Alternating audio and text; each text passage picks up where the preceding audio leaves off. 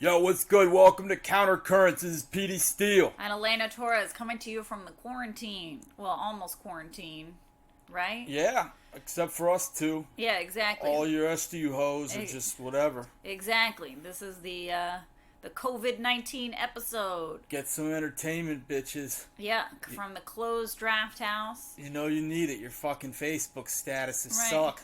Right. Don't worry about it. This is a 360 mic. We're practicing social distancing, all that stuff. Yeah, no, we haven't hooked up yet. Chill out. But everything is everything, man. It's been a weird couple of days. To quote Drake, what a time to be alive. Is that his quote? I mean, I think originally it was someone, but him and Future have that song Oh. or that album, What a Time to Be Alive. Oh, yeah. Yeah, what a time to be alive. It's crazy right now. I mean, how are you mentally processing all this All over the place. shit? Yeah, right? 1 minute, I'm like, oh yeah, all is well. Next moment, I'm like, yo, I'm gonna be fucking dead. Right. And I don't know. I'm just right in the middle. But I'm cool because I'm kind of like, I did the MGM 2 weeks ago. If I die, I mean, I could have did worse, Right, there you go. What about you? I mean, I think similarly, like, to a lot of people, I'm all over the place. Like, my daughter was born 3 months ago, so I think, like a lot of new moms, I became a germaphobe the second she came out of me. So Yeah. I've kind of been ready for this for a while. Yeah. So by the time this came, I'd already, she had her shots and stuff, so I'd already been so afraid of germs before this. I sort of, like, ran out of anxiety. Right. If right. that makes sense, by the time coronavirus became a thing. Yeah. Because I was doing all that obsessive hand washing and wiping everything down to a, what would have been called, crazy degree before anyway. So in that sense, it didn't really create more anxiety, and it's not really affecting babies, which to me, that's like, a little bit of my world right now. And then on the flip side, like, look, you got to see the bright side of everything. Sure. And I definitely think I went back to comedy way too quick after having a kid. Like, I did my first set when I was less than 6 weeks after giving birth, or probably around 6 weeks giving birth. And I went from that, I went to, like, full schedule. I went from 0 to 100, like, way too quick. Yeah. And I don't think I was mentally ready, or my body wasn't ready to go that hard so fast. But I was really scared.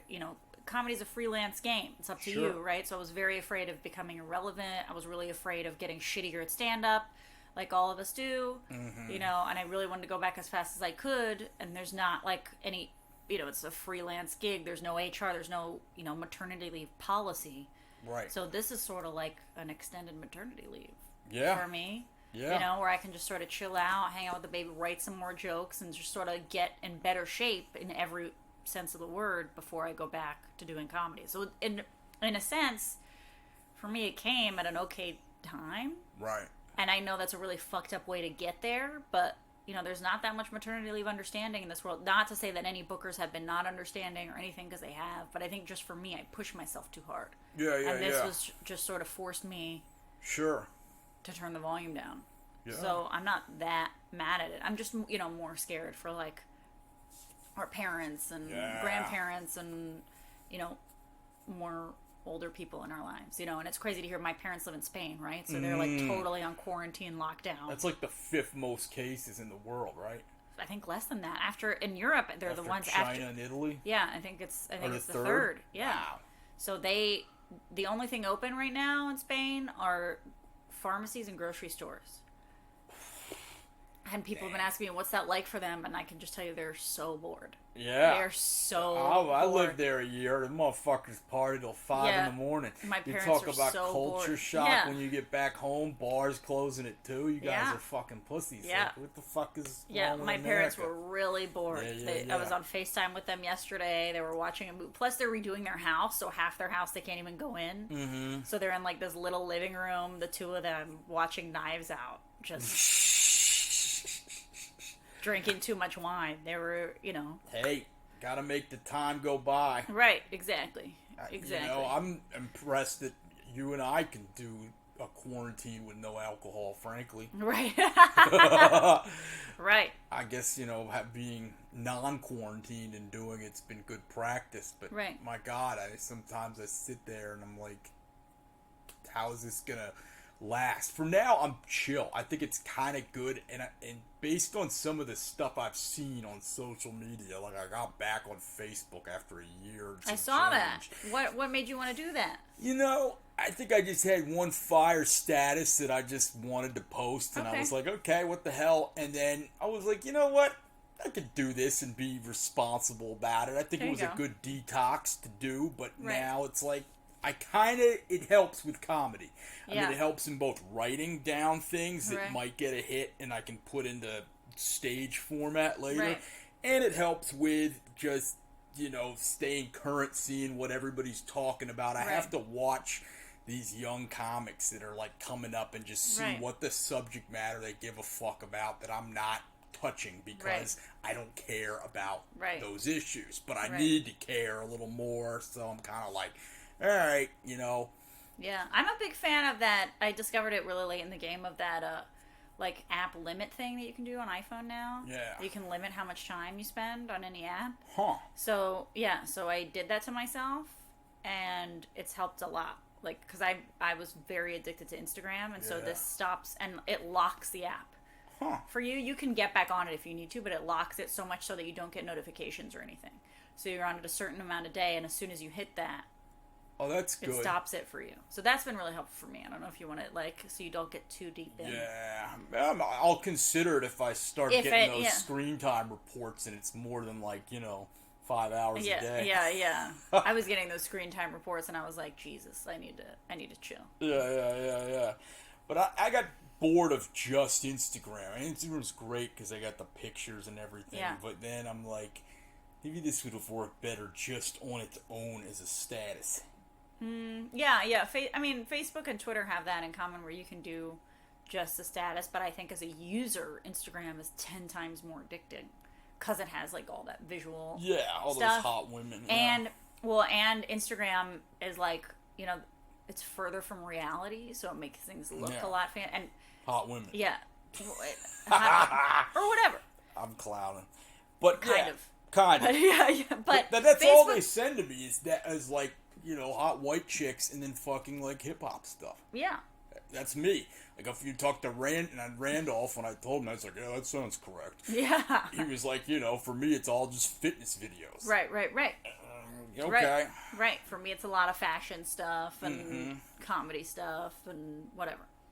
But Facebook is like, it's like too real. Like, that's the reality of everybody. Yeah. You know, I don't care. Dirt. Right? And you're just kind of like, I don't care. So I'm less addicted to it than Instagram. I will say, getting back on it and looking through it, there's moments where I'm like, oh yeah, I definitely remember why the fuck I quit. Like, some of these people are fucking pathetic. There's so much cray on there. You know? Yeah. But on the other hand, I'm like, there's some pretty good gems in here every now and then. Right. And since it's, you know, because I tried on Instagram just taking like a status I would write and I'd put it as a post. It did get some likes, but not the same amount it would on like Facebook where everybody's not focusing on a picture. They just want written content. Right. So I think that's been ingrained in everyone's mind now, that's where you go for like news. Personal news. He did that in air quotes, you guys. Yeah. Yes, but I mean the cool thing now that people are doing on Instagram for stand-up, which is like the Schultz way, the Andrew Schultz way, is like they're doing these 1 minute post like videos of you actually doing stand-up with the subtitles. Yeah. And that I think is a cool way to like share. Sure. I've seen a lot of people doing that. I've never done it. Yeah. And I should do it, but I think it's cool. She's making the air, like, I don't know what you call this hand, like the waitress hand. Yeah. I talk with my hands all the time anyway. But she's part whatever. of Hey, how do we get to this Facebook thing? We were talking about coronavirus. Like, you learned something on Facebook, right? Was that what you were saying? Yeah. I'm kind of watching on there how people are, in a sense, seeing how fucking powerless they really are across the board. Whether it's a thing like I've got a genetic abnormality and I'm at risk for this, or some blood condition, or like, you know, I have a bronchial problem, or I don't, have any fucking money, and I work in as a restaurant person. Yeah. Now we're closed. I don't, or comics that are working that don't get all their gigs canceled, or just people running out of toilet paper, or maybe they were never taught to wipe properly, or a lot of sick realities are really being for sure delivered. For sure. Yeah, I've seen a lot of that. People that you're like, oh, I didn't know you had a pre-existing condition. Mm-hmm. You know? Yeah. So that's been a sobering reality, I guess you could say. It has. In a lot of ways. And how much systemic failure there is across the board. Oh my God. You know, and you can't even point to you can point more, not to be partisan, more to one party than the other. Yeah, for sure. But still, there's big foibles all around. And yeah, for sure. One of my biggest takeaways from this is, humans, you're fucking gross. You need to fucking wash your hands and clip your nose and whiskers and your nails, wash your asshole more, I may even take Elena up on that offer to get my asshole waxed now. Yeah! I think that'd be if they're open. Positive message, just a little Band-Aid pain for a fucking... It's not a big deal. Yeah. Trust me, I think men would be happy if most men wax their assholes. I feel like men would be happier. They'd be more sexually fulfilled, right? 100. They'd be more sexually fulfilled. Can women smell that through your pants? Not through your pants, but But nonetheless, yes. Everyone will be happier, and you'll be happier when you're taking a shit. It'll go through much easier. They're wiping becomes easier. Right. I think it'll be a great thing. I think all men should do it. It doesn't make you any less of a man to have a clean asshole. No, I think it's quite contrary. Right, exactly. But I think maybe the wrong methods have been employed. It's also maybe consider more vegetable-based diets and stuff. Yeah. I have been eating a lot more vegetables as a consequence of this. I go to my Chinese vegetarian place to also prove I'm not racist through this. Even though that shit's probably covered in red bean sauce and sugar and shit, which totally defeats the purpose of it's a vegetarian thing. That's so. But do they do that? They just dick it up. Yeah, of course. Even at the all vegetarian joints. Yeah, of course. Maybe that's why it tastes good. Yeah, of course. Oh, maybe I should be racist. There's this restaurant. There's this restaurant in LA that I love, and it's a vegan Thai food place. Yeah. That shit's not healthy. It's it's all vegetables, but it's covered in all kinds of sauce. By the way, sugar is totally vegan and gluten-free and all that stuff. All right. Well, I'm going to get back to that on the racism tip then. Okay. Reconsider my position. Yeah. I mean, nothing against Chinese food, but I just have a feeling it tastes delicious because they soak it in sauce, right? No, well, they give you some soy sauce you can dip it in, like the steamed dumplings. But what do they cook? What do they cook the veggies in? Oh yeah, well dumplings. That's not healthy. But it's vegan dumplings. Yeah, but that's not healthy. The dough around the dumpling and stuff. You're eating way more dough and bread than you are vegetable. God damn it. Yeah, this is this is a lot of the problem. This is a big problem. Well, when people are like, "Oh, I'm vegan, but I'm not losing weight," it's well, you're still eating like shit. Yeah. Just because you're eating vegan, it's better in some senses, but not a lot of sense. You still need protein. You're right. No. Yeah, no, you're right. Not The to get up on my high vegetables horse, are no, that's fine. You're out. I need this. Definitely, the vegetables are doused. Now that I think about it, it's some brown sauce and shit to make it palatable. Yeah, of course, and I'm sure it's delicious. It is delicious. Does it completely eliminate the value of it being vegetables or not? It depends what's in the sauce. Oh shit. If I were you, I'd ask them what's in the sauce. Wow. And if they don't want to tell you, then you're really fucked. Okay, all right. And if they do tell you, I promise you there's sugar in it. I promise you. Yeah. A lot of that pre-made store, even pre-made store salads and stuff have dressing that's just mostly sugar, which tastes incredible. Yeah. But that's why. Well, they still serve Coca-Cola at the shop, so that's not vegan. Yeah. Yes, actually, it is vegan. Is it? Yeah, I think Coca-Cola is vegan, isn't it? I don't know. It definitely is a lot of sugar. Yeah, but sugar's not. Sugar's vegan. Yeah. There's but by the way, sugar is the biggest enemy in dieting altogether. Way worse than any animal protein, just for your own health. I don't there's a lot of people that argue that animal protein is better. Going vegan is better for climate change or whatever. But for your own health, sugar is the biggest enemy. It's like a drug, right? Yeah. As soon as they say there was this test that they did in some lab. This is me sounding really smart. Some lab somewhere. Anyway, they did this test where they gave rats cocaine and sugar, and they became much more addicted to the sugar than the cocaine. Yeah, oh, I've seen that. Yeah, with the You know lever what I mean? Yeah. thing. Yeah, right. Yeah. And they go back to the sugar one more than the coke. That's right. That's Jesus right. Christ. Yeah, it's terrible for you. I did this diet one. I've done every diet under the sun. And I did this one diet where I cut out all forms of sugar for, I think it was 2 weeks, maybe 3. I don't remember. It was a nutritionist in Mexico that told me to do it. And every single thing that had sugar. So all kinds of carbs, including vegetables that have carbs. Right. Anything that tastes like sugar, even fake sugar. No chewing gum, like anything that even tastes like sugar. Ooh. It's impossible to keep up Yeah. because sugar is in everything that we eat Sure. all the time. But I did it for however long, and then the addiction of sugar went away. So there's certain things I never went back to. Like I used to eat a lot more fruit, but it made you cut out fruit because fruit has a lot of natural sugars. It does. And now I don't want sugar. I used to be really addicted to gum. I know that sounds crazy. No, I like gum. But like after a sober thing, it was just like a weird. You know what I mean? I was very addicted to gum. I know it sounds weird, but totally got rid of that because it just tasted too sweet. Like the way things taste, my whole palate totally Shifted. changed Yeah. after not eating sugar for Right. however long. I don't remember if it was like 2 weeks or 3 weeks or 30 days or something. Sure. But it was impossible to get. Like you can't go out to eat with anybody. You know, you can't. They say that's the biggest detriment to actually dieting is who you eat with. It's Yeah. just like with alcohol and drugs. Yeah. Ugh. Yeah, That's that's why my murder. husband and I always laugh because whenever we go on like cute coupley vacations together, we like look at all the couples and you can see like everybody kind of looks the same in attractiveness and their body types. Like you could tell the couples that like work out a lot, Yeah. and you could tell the couples that eat a lot. Like everybody kind of matches. I've noticed that at comedy shows too. Yeah. Like any place where it's groups or gatherings. yeah, Yeah. that everybody kind of like it all kind of matches. Mm-hmm. It's really interesting.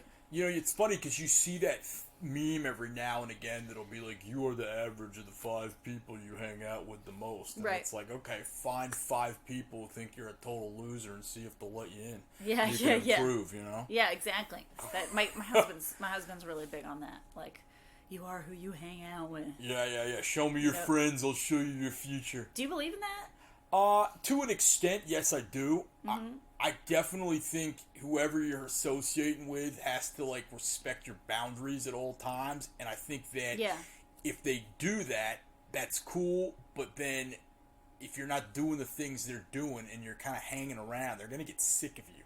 Yeah. You know what I mean? Yeah. And then you won't really fit in. You're like kind of a hanger-on. Yeah. And unless they're like Christian or something, they're not going to, like, want to keep you on the team. Right. Well, yeah, that's true. I also don't necessarily agree with that policy because I think it's really easy to fall into that, you know, when you want to hang out with people that are all the same as you, Right. you know, and that can go in any way you want to interpret that. And I think it's really important to have friends from all different walks of Right. life.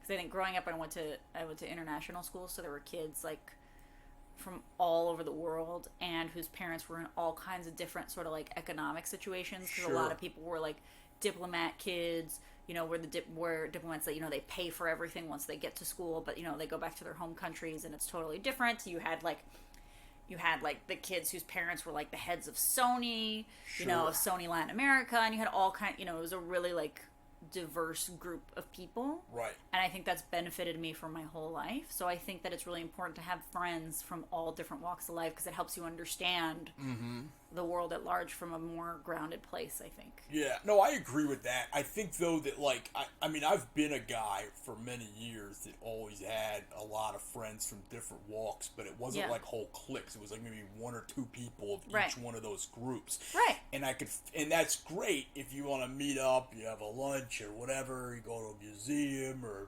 take in a ball game or something.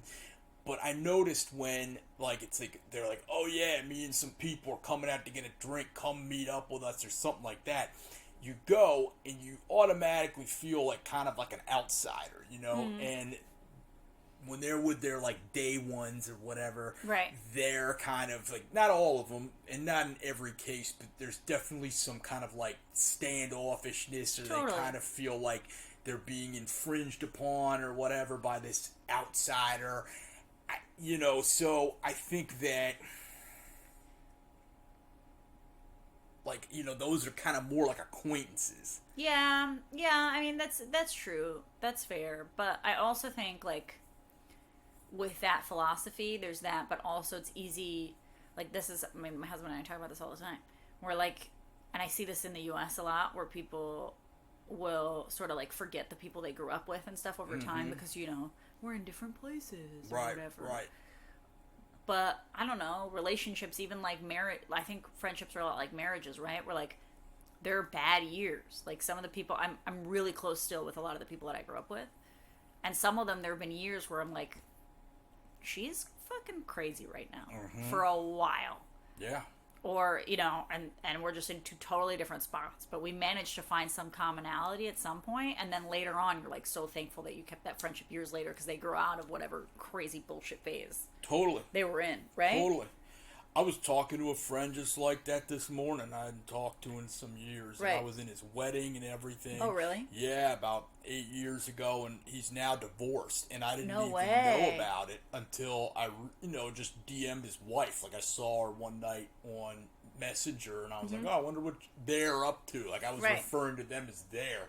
Right. And then she's like, oh, you didn't hear. Like, we split up, and then she kind of elaborated on some of the circumstances, Oh, no way. There was, like, some drug talk. There was some, this and that, and I'm, like, going, oh, shit. Because I've known this guy 20 years, and I've seen him in bad patches before. Right. So I was kind of like, this actually sounds kind of believable. From their standpoint. And then I reached out, like, yesterday. It was like, is this still the number? And you're, hey, what's good? I'm not under their oppressive regime anymore, and I'm getting like that side of the story. And I'm not even, like, I'm so old now where I'm like, so old. I'm not gonna. No, I know, but so old where I'm kind of like, I don't want to investigate it and try to find out the real dirt. And what the fuck difference does it make? Because you're not gossipy like that. Right. One of them, I hadn't talked to either of them in long enough time. Where I didn't even know they'd been fucking divorced a couple years. Oh, it'd been a couple years. It'd been a couple years. I don't know. I lost touch with them. They lived way out in the sticks in, like, Virginia. Okay.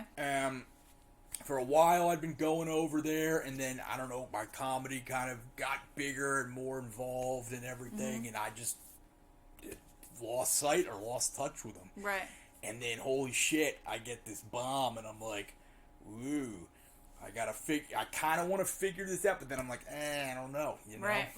And then I find out he's completely relocated up to New England. He's in, like, a cabin or something. No like way. That. Yeah, and it's like writing a book and all this shit, which sounds cool, but I'm kind of like, I get where she was coming from, basically. Maybe. Yeah. Maybe. Yeah. Yeah, I mean, I get that. I get that. And I don't know that I'll see her again. I doubt it. Right. I know her because of him. Right, of course. Yeah. Of course. Yeah, I gotta say, having a kid, I mean, you hear, having a kid has made me so much less gossipy, but it's true. Having a kid has made me so much less gossipy, only because I just don't have time to give a shit about other people's problems. Yeah.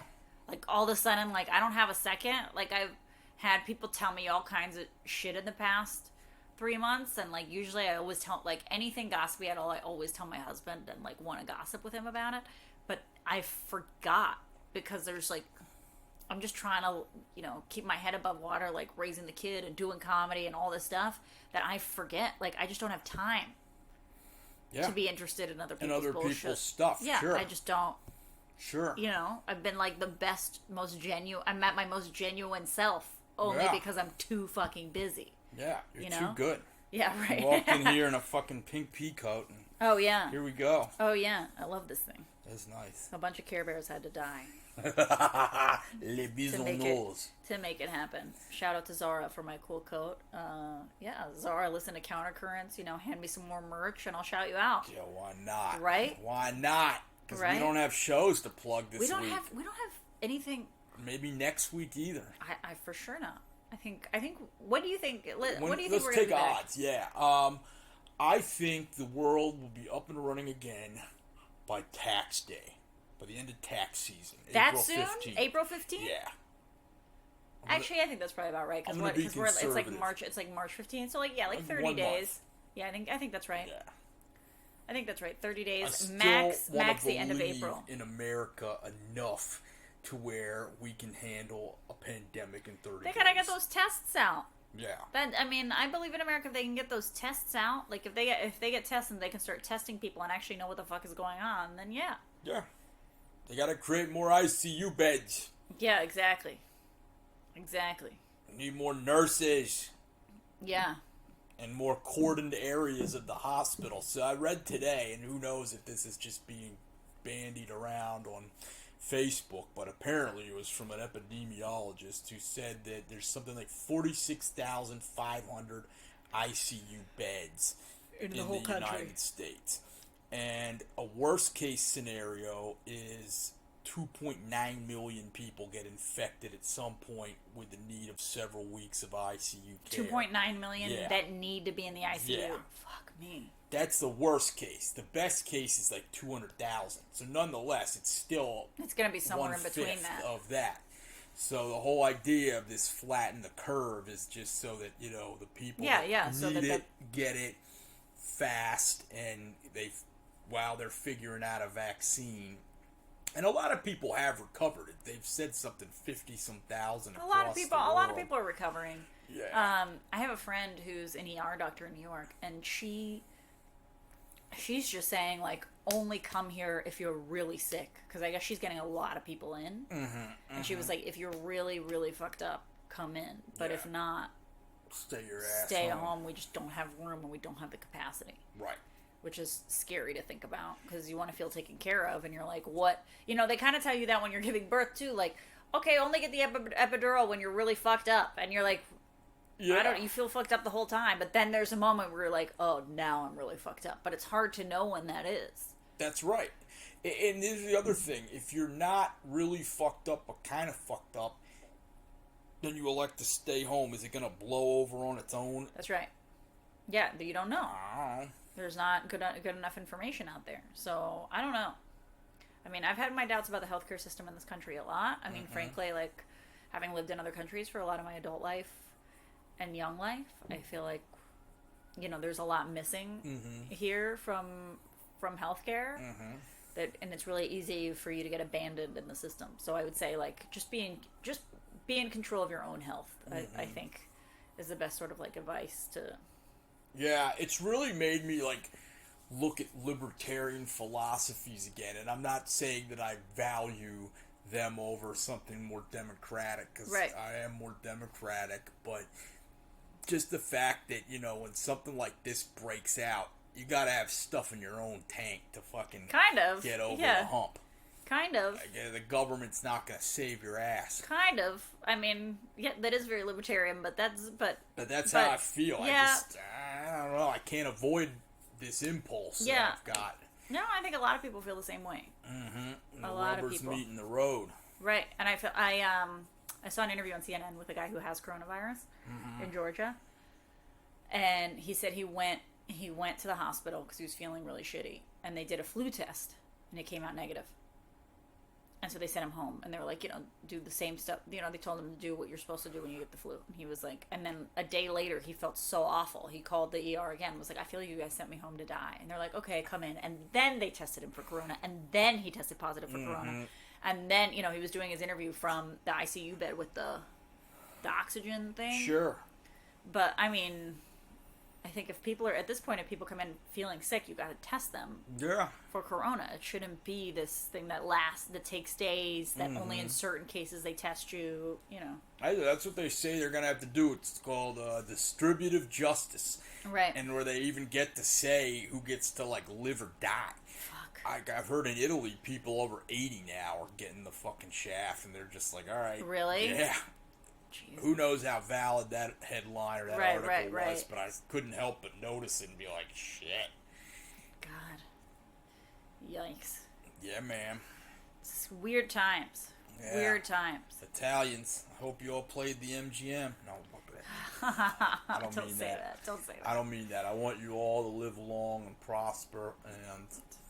Keep making that pasta. Fuck yeah. Keep me fat. Yeah, exactly. That tasty pasta. Where are we at? We're at 29:32.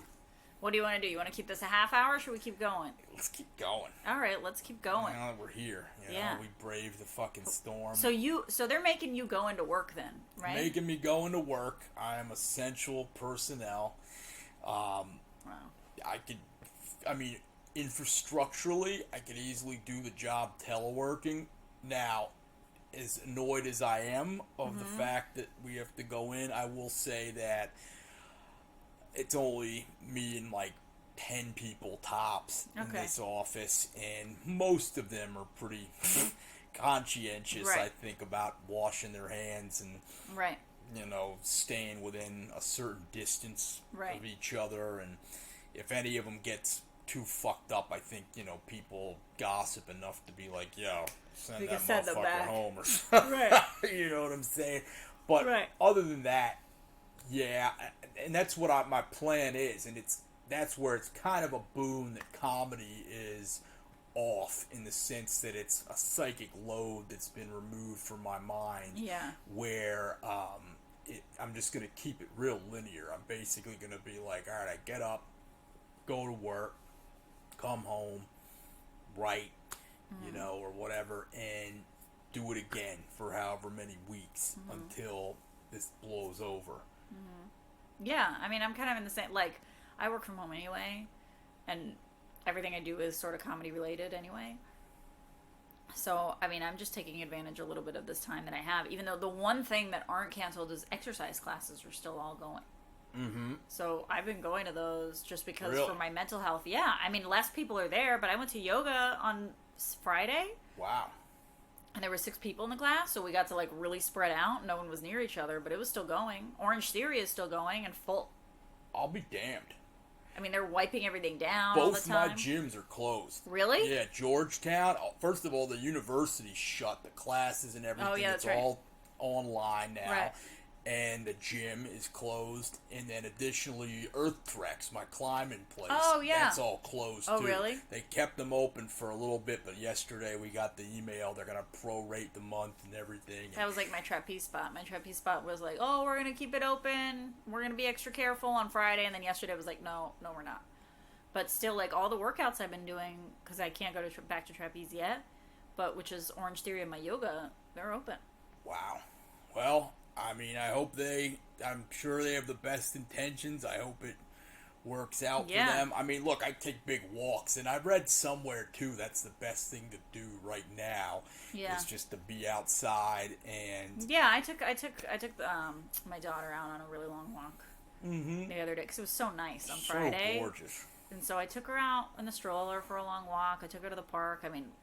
She's a newborn, right? So I just walked her around the park. She slept through the whole thing. But it felt great to do, and it was distant from everybody else. So, I don't know. I'm interested to see. I'm, like, waiting for the exercise classes to close. And that's not happening yet. And every time I'm like, should I go? I don't know. It's a weird... We'll find out on the Countercurrents Quarantine 2 episode next week. Yeah, exactly. But for now, that's true. Like, I think we're going to watch this thing unfurl, and the shorter, obviously, the better. But it's going to be a hunkered down time, and my big worry is I'll write a bunch of jokes, and then, how many of them are going to hit, because I won't have an audience to practice them in front of right away. Right, we're not going to be able... I don't think we're going to be doing comedy until, like you said, like mid to late April. Yeah. But I'll memorize shit a bunch. Yeah, same. I've got new stuff I've been writing. We'll just have to wait. Yeah. I've seen some people doing them on Periscopes and online and stuff. Oh, there you go. Crowds. And there you go. I don't know. It's okay. Yeah, it's hard to tell. You can't... Without any crowd to gauge and back and forth. Yeah, you can't sure. tell. What was the last show you did? How long ago?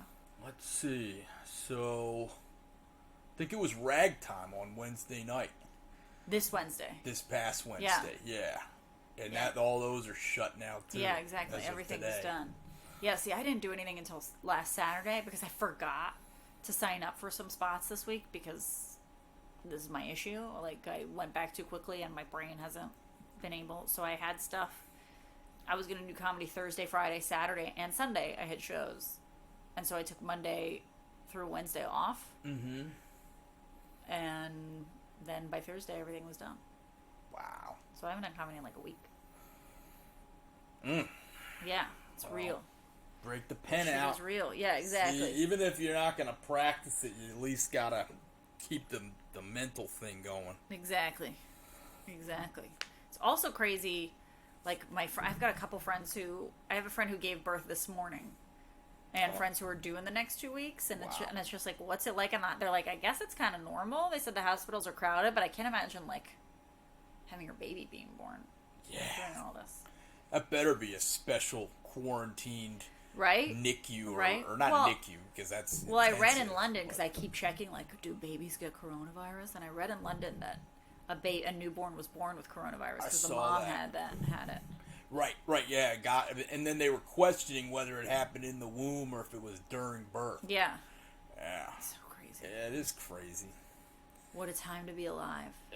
Right?